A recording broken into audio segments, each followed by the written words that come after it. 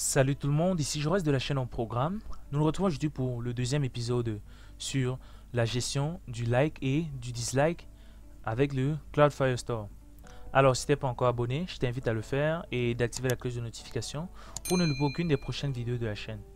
Dans cet épisode en particulier, nous allons gérer maintenant la coloration du bouton lorsque l'utilisateur a liké. Ça veut dire quoi? Si j'ai cliqué sur le like, il faudrait bien évidemment que ce bouton-ci se colore en bleu pour me faire savoir que c'est un post que j'ai liké.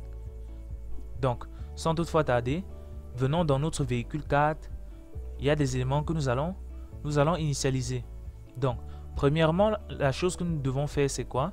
C'est d'initialiser en fait les deux couleurs. Donc, color, like, color, qui serait égal à quoi? Colors.gray. Voilà. CTRL C, CTRL V. Dislike color.gray. Donc initialement, les deux couleurs sont au gris. Qu'est-ce que je fais? Je viens dans les boutons les affecter. Donc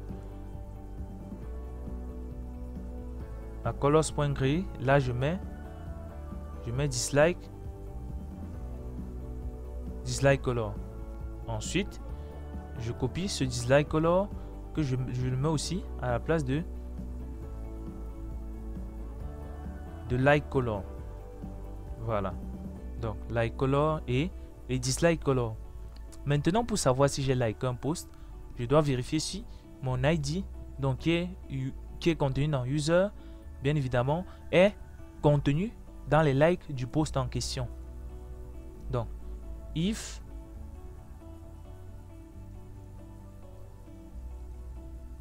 like, donc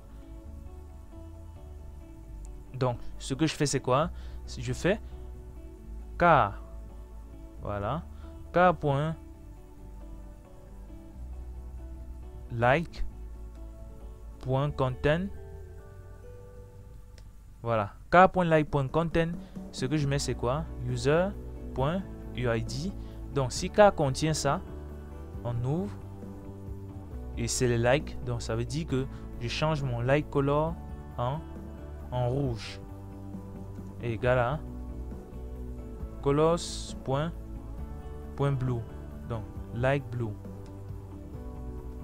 Voilà. Dans le cas contraire,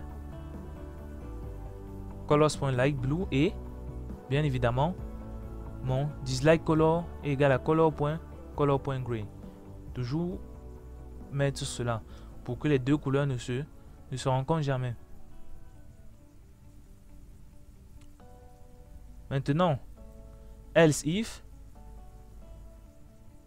je copie encore cette condition-ci. CTRL C, CTRL V, point dislike. Voilà. Donc si dislike contient, ça veut dire que c'est l'opération inverse de ce côté. Dislike et là c'est like qui prend cette couleur. Donc else, s'il n'est contenu dans aucun, bien évidemment, faudrait qu'il soit gray. Voilà.